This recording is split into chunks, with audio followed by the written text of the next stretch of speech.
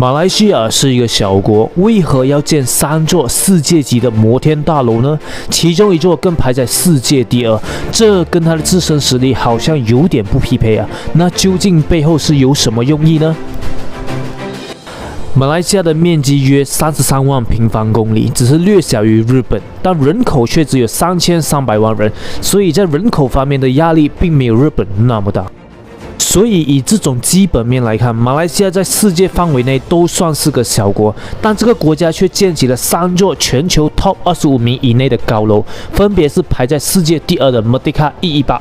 第19名的 KLCC 双峰塔和第23名的 TRS 106塔，而且还是挤在吉隆坡这个只有243平方公里的地方。吉隆坡2016年的人口只有173万人，这数字不包括巴生谷 Klang Valley， 只是单吉隆坡而已。而韩国首尔的面积虽然有605平方公里，比吉隆坡大3倍，但它的首都人口已经接近980万人了。而印尼雅加达也一样，面积虽然有661.5平方公里，但首都人口已经突破了1000万人，达1090万人。如果论拥挤的话，他们就更加拥挤了，但他们没有像大马一样建世界级的高楼。了解了这些基本数据，让我们现在来科普一下，为什么国家需要建高楼呢？摩天大楼是随着经济的发展，人类为了解决大城市中心区域过于高昂的地价而发明的产物。它总是承载着地标、城市形象和经济改革的种种标签。城市的发展除了面积越摊越大之外，还有一个趋势就是向天空发展。越是城市中心的位置，建筑物就越高，就是要在有限的土地资源上不断叠加空间。建筑向空中发展，可以降低单位建筑面积的地价成本，在劝土劝金的区域修建超高层的建筑，可以缓解用地紧张的情况。所以，如果某一天你到了一个陌生的城市，不懂哪里是中心的话，你就找最高的地方就对了，买那边就对了，那边一定是中心。哈哈。因此，如果按照上面的逻辑，吉隆坡有必要建那么高的楼吗？而且不是1座，而是3座哦。吉隆坡虽然只有243平方公里，但它在东盟里不是最小的，还有更惨的，比如文莱的首都只有100平方公里，马尼拉，菲律宾马尼拉也只有42.88平方公里，而且吉隆坡的概念已经发展成为巴生谷了 Klang Valley， 就是把雪兰莪州部分地区纳入，形成了一个2832平方公里的首都圈。而且吉隆坡的房地产已经是东南亚甚至亚洲最便宜之一了。吉隆坡在2017年也被誉为东盟最便宜城市，而新加坡则是最贵的城市。你看，只是一条桥的距离，一个是东盟最贵，一个是东盟最便宜。所以我认为，因为土地面积的短缺或昂贵，使它需要建得那么高，这个论述似乎不太成立，至少现在不是。新加坡整个国家也只有728平方公里，为何就不建世界级的高度呢？所以它更多的是属于形象工程、营销目的还有政治考量。Hello， 大家好，我是尼克是一个专注于提供国际知识的频道。如果你还没有订阅的话，现在是时候订阅了，我会每周更新哦。上一期我们就谈到了印尼排华之父苏哈托的最后下场，如果你还没看的话，请按上面的链接去看呗，或等下来到频道找也行。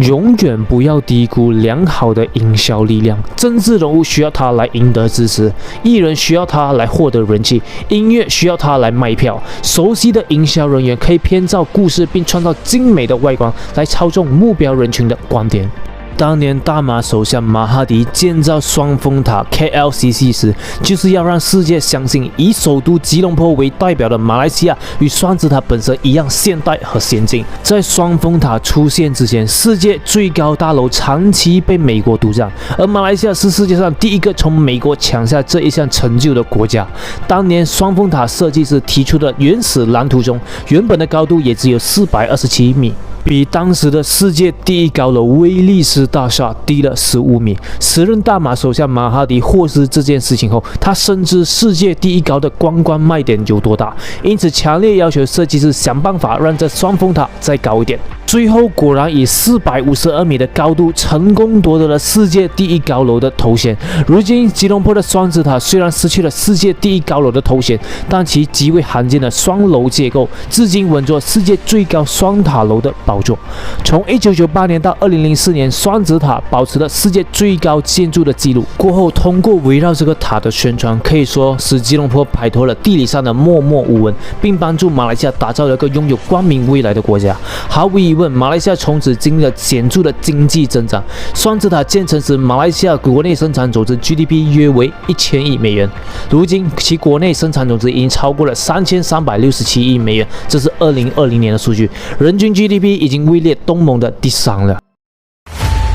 而至于现在的 TRS 和即将竣工的 Merdeka 118或叫做 PNB 118就有点政绩意图了，因为在90年代以那个时候的技术条件，你建一个世界最高建筑出来，会让世界为之羡慕。而且那个时候的网络没有很发达，知道马来西亚这个国家的人或许不多，所以起到了很大的宣传效果。但在今天，建筑技术的突飞猛进，人家如果要建的话，随时可以建得出来，只要有钱，而且资讯已经发达，人们已经不需要通过一个塔来了解一个国家或知道一个国家，所以效果对比以前或许就没有那么大了。所以我认为更多的是属于政绩工程，政治人物都想留下政治遗产，让后人继续缅怀他们对国家的贡献和维持他们的政治资本。尤其是这种世界级的地标，这种吸引力就更大了。而且这种遗产不只是用在一代人而已，他的子孙也可以用到。如果他们将来也想参政的话，比如某某塔是我爸爸或者是公公建的，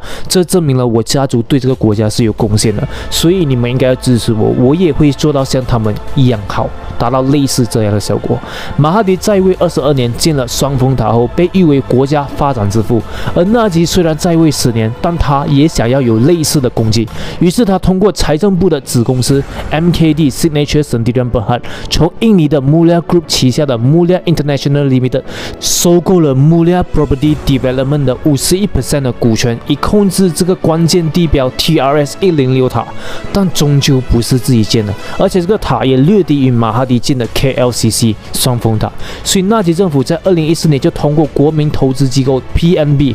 耗资50亿新建了这个 Merdeka 118或叫做 PNB 118，一举扳回了马哈迪的成就，成为东南亚最高、世界第2的建筑，超越了上海塔。但没想到的是，纳吉等不到这个竣工就先下台了，所以让现任大马首相伊斯麦沙比里分了一点功劳去了，所以真的是人酸不如天酸啊，哈哈。这个 Merdeka 118或叫做 PNB 118将在2022年尾正式完工，届时欢迎世界各地的朋友来参观。我也希望 with 这个塔能让马来西亚发展得更好。好，我今天分享到这，喜欢的话欢迎你订阅、按赞和分享，还有记得打开你的小铃铛哦，我会每周更新。如果你有任何意见的话，欢迎在下面留言，让我们一起交流吧。如果你想看更多关于东南亚的科普，无论是文化、军事还是政治等，欢迎来到我频道看之前的作品。好，我是尼克斯，我们下期见，拜拜，记得订阅哦。